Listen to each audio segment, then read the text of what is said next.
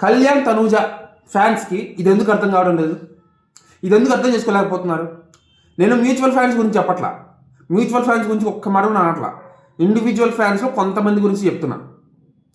ఎందుకంటే మన కామెంట్లు చూశాను అనమాట. కింద కామెంట్స్లో రెగ్యులర్గా వచ్చే ఒక మహానుభావుడు ఫేక్ అకౌంట్ వేసుకొని అమ్మాయి పేరు వేసుకొని ఒక మహానుభావుడు వస్తాడు కదా, ఆయన ఏమన్నాడంటే తనూజ బంగారం ఈజ్ రియల్ విన్నర్ అని చెప్పేసి ఒక కామెంట్ పెట్టాడు.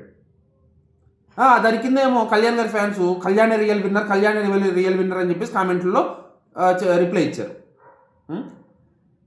మీకు ఇది ఎందుకు అర్థం కావడం లేదు? ఇది కళ్యాణ్ తనూజ మ్యూచువల్ ఫ్యాన్స్ సంబంధించిన వీడియోలు వస్తాయి, మ్యూచువల్ ఫ్యాన్గా నేను చేస్తున్న వీడియోలు అని మీకు తెలుసు కదా. ఆ వీడియోలు మాత్రమే, మ్యూచువల్ వీడియోస్ మాత్రమే వస్తాయని విషయం మీకు తెలుసు కదా. మరి అలాంటప్పుడు ఎవరో ఫేక్ అకౌంట్ వేసుకొని వచ్చి మా తనూజ బంగారం అని చెప్తే మీరు ఎందుకు రియాక్ట్ అవుతున్నారు? ఇండివిజువల్ కళ్యాణ్ ఫ్యాన్స్ని అడుగుతున్నారు, మీరు ఎందుకు రియాక్ట్ అవుతున్నారు? అవసరమా రియాక్ట్ కావడం? వాళ్ళకి తెలుసు ఏ ఇంటెన్షన్తో పెడుతున్నారో తెలుసు, గొడవ పెట్టడానికే పెడుతున్నారన్న విషయం మీకు తెలుసు. నేను ఏ రోజైనా తనూజాని తిట్టేసి కళ్యాణ్ పొగిడానా? లేదు కదా. నా దృష్టిలో కళ్యాణ్ తనూజ ఇద్దరు బంగారాలే, ఇద్దరు వజ్రాలే. నేను అదే మాట చెప్తాను ఎప్పుడైనా సరే.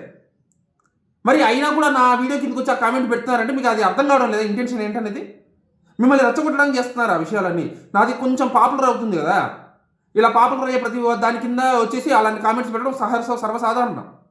మీరు దానికి రియాక్ట్ అయితే మళ్ళీ తనూజ ఫ్యాన్స్ వచ్చి మా తనూజకు బంగారం, మా తనూజ రియల్ విన్నర్ అని చెప్పి వాళ్ళు అంటారు, మళ్ళీ కళ్యాణ్ ఫ్యాన్స్ పెడతారు. అవసరమా? అవసరమా అని అడుగుతున్నా. ఇప్పుడు ఇంకొంతమంది ఏం చెప్తారంటే మన ఇమాన్యుయల్ గురించి పెట్టిన ఒక వీడియో కింద ఏమంటున్నారంటే దేవుడు చూసుకుంటాడు, దేవుడిని వదిలేయండి, మీరు మాత్రం వాళ్ళని అలాగా డిగ్రేడ్ చేసి మాట్లాడకండి, వాళ్ళని అలా ఇది చేయకండి, అన్నీ దేవుడే చూసుకుంటాడు అంటున్నారు. దేవుడే చూసుకుంటే అన్నీ మనం ఎందుకున్నాం చేతు పనికి రాకుండా? మనల్ని ఎందుకు పుట్టించాడు దేవుడు? అన్నీ దేవుడే చూసుకుంటే. ఇప్పుడు స్వతంత్రం టైంలో, ఇండియాకి స్వతంత్రం వచ్చే టైంలో గాంధీ చెప్పినట్టు ఒక చెంప కొడితే ఇంకో చెంప చూపించుంటే బ్రిటిష్ వాడు ఇప్పటికీ మనం పరిపాలించేవాడు, ఇప్పటికీ పరిపాలిస్తూనే ఉండేవాడు. సుభాష్ చంద్రబోస్ సిద్ధాంతాన్ని పాటించాం కాబట్టే ఈరోజు మనకు స్వతంత్రం వచ్చింది. ఇక్కడైనా అంతే. అవతలోడు మనల్ని డిగ్రేడ్ చేస్తున్నాడు అన్నప్పుడు మనం తిరిగి అటాక్ చేయకుండా అంతా దేవుడే చూసుకుంటాడని చెప్పి వదిలేస్తే దాన్ని ఏమంటారు తెలుసా?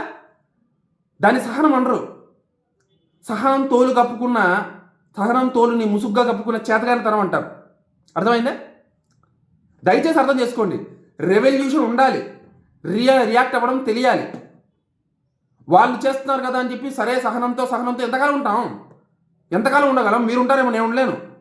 నేను మాట్లాడతాను, ఖచ్చితంగా మాట్లాడి తీరుతాను.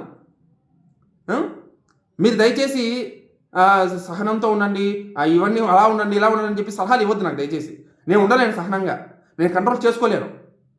వాళ్ళు తప్పు చేసిన ప్రతిసారి నా రియాక్షన్ ఇలాగే ఉంటుంది, ఇంతకంటే వైల్డ్గా ఉంటుంది ఫ్యూచర్లో.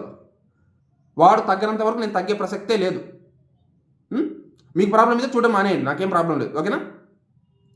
కళ్యాణ్ కానీ తనుజాని కానీ ఎవరైనా ఒక మాట అంటే నేను ఊరుకునే సమస్య లేదు, ఖచ్చితంగా చెప్తున్నాను. ఇంతకు రెండింతలు ఉంటుంది.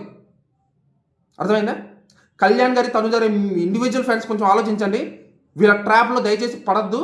వాళ్ళ పాటికి వాళ్ళని వదిలేయండి. ఆ కామెంట్స్కి రియాక్ట్ అవ్వాల్సిన అవసరం లేదు. మీరు చెప్తున్నాను, దాన్ని రియాక్ట్ అయ్యి మళ్ళీ వీళ్ళు వచ్చి ఇలా గొడవలు పెంచడానికి తప్ప ఇండివిజువల్ ఫ్యాన్స్ కొంచెం గొడవలు పెంచడం మానేసి కొంచెం కంట్రోల్లో ఉండండి. రియాక్ట్ అవ్వండి. ఎలా రియాక్ట్ అవ్వాలి?